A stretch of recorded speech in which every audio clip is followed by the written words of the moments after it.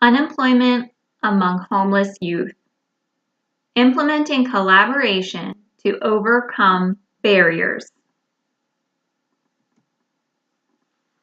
This presentation was created for Garden Pathways Board of Directors.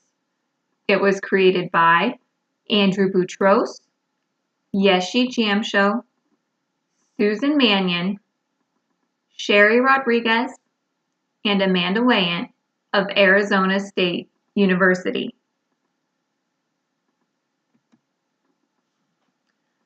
$3.48 million. Homelessness is becoming an extensive problem in the United States and around the world. In the United States alone, approximately 3.48 million young adults between the ages of 18 and 24 experience homelessness in a typical year. What does this mean?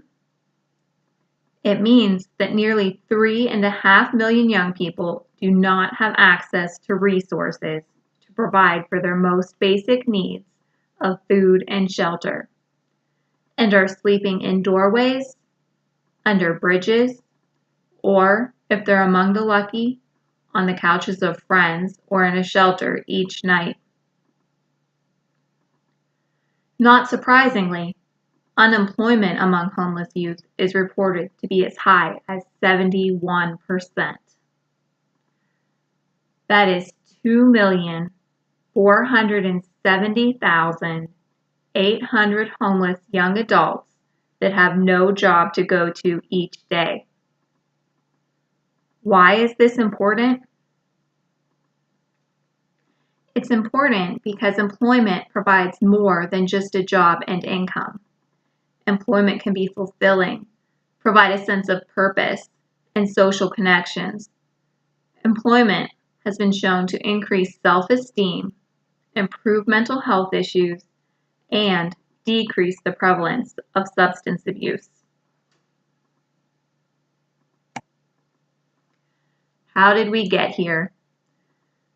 What are the causes of homelessness among this population?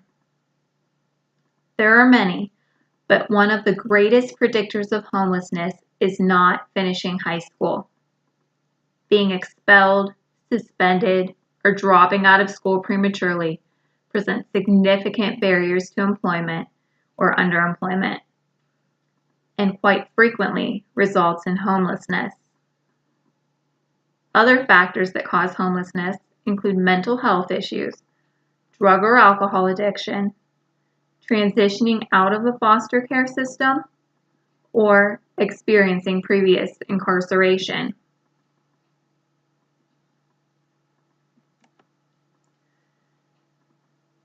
Unemployed homeless youth are among the most vulnerable of our society. They frequently experience coexisting issues that often present unhealthy cycles, which can be difficult to break. Furthermore, homelessness is even higher among those who experience mental health conditions. Many homeless youth tend to be overly self-reliant and, as a means of survival, depend on illegal activity such as stealing, selling drugs, and prostitution for income. Those who engage in these types of behaviors are more likely to experience continued unemployment and homelessness.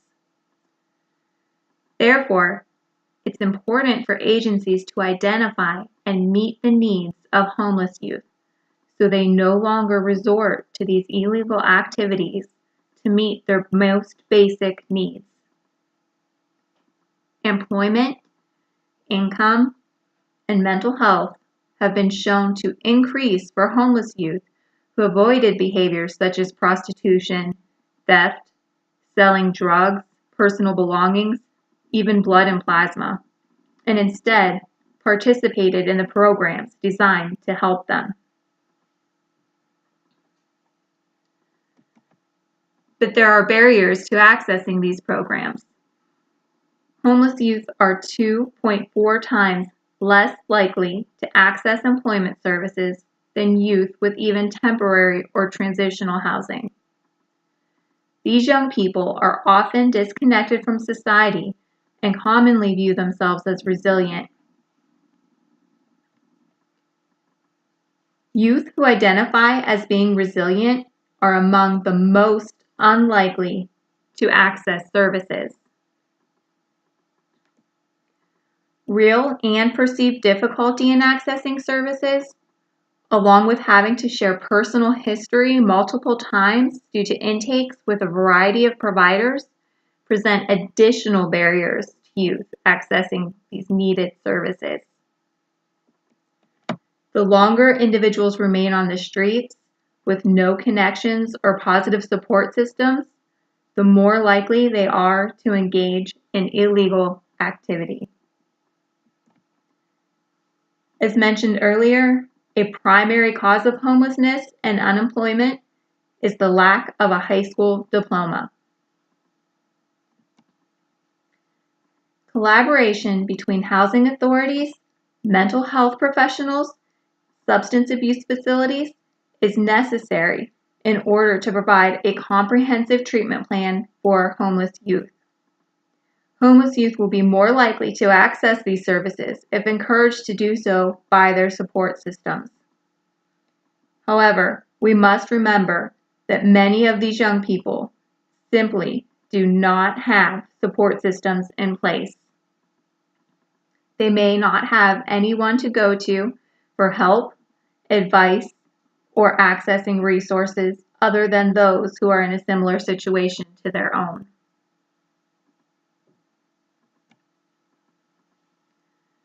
What are the solutions? Education. Education is a critical element in getting 18 to 24-year-olds off the streets. The first place we can start in resolving the issues of homelessness and unemployment is by providing access to education. Having facilities open and available for young adults with computer access for online opportunities, providing mentoring and guidance for those who are struggling in the traditional setting, and the flexibility of classrooms available during the day and evening for students with other commitments. By providing these opportunities for young people to be successful in their education, we would be laying the foundation for them to be successful in their futures as well.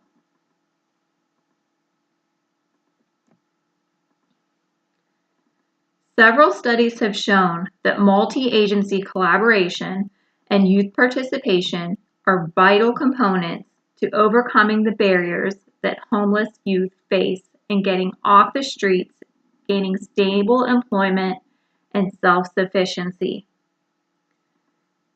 These efforts should include housing authorities, mental health professionals, social workers, employment counselors, substance abuse facilities, and parole officers as appropriate.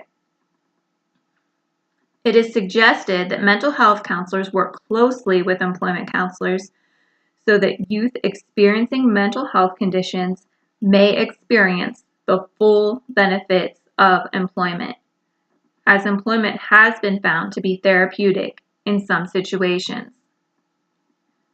Collaborative efforts could cut back on the stress of multiple intakes and work towards the development of an individualized, comprehensive treatment plan.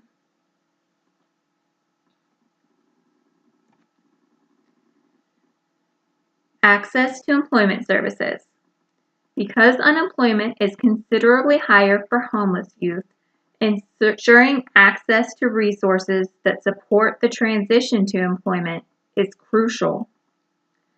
This involves learning how to conduct a job search, creating a resume, preparing for an interview, including how to dress and accessing clothing that is appropriate, what behaviors are acceptable and not acceptable, and the importance of following up after the interview.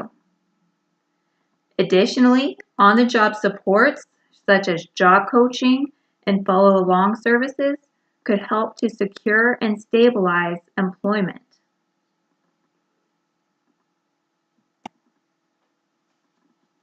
The resilient, street-savvy youth will be the most difficult to reach. They have distanced themselves from society and are of the belief that they do not need anyone to help them. It may be an uphill battle, but a necessary one in order to establish the trust of the most self-reliant individuals. However, if they can be reached, they will become valuable assets in reaching other homeless youth. Peer-based intervention programs, which are group-oriented and designed to be led by youth, are successful simply because the participants are often more willing to be honest and receive advice from someone who is close in age as themselves. Results have shown significant positive outcomes in participants that are more willing to take responsibility for their actions and implement change.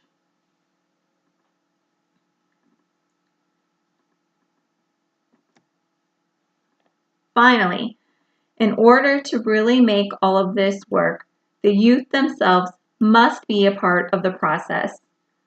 Research recommends including youth as active participants in advisory boards that make decisions that impact them as a means of gaining more knowledge as to how youth are impacted by specific policies and avoiding negative consequences.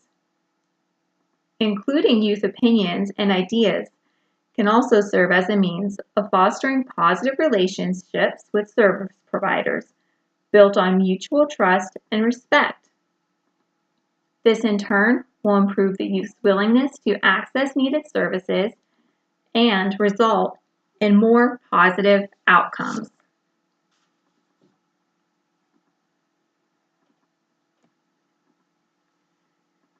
Thank you for your attention and participation in this presentation.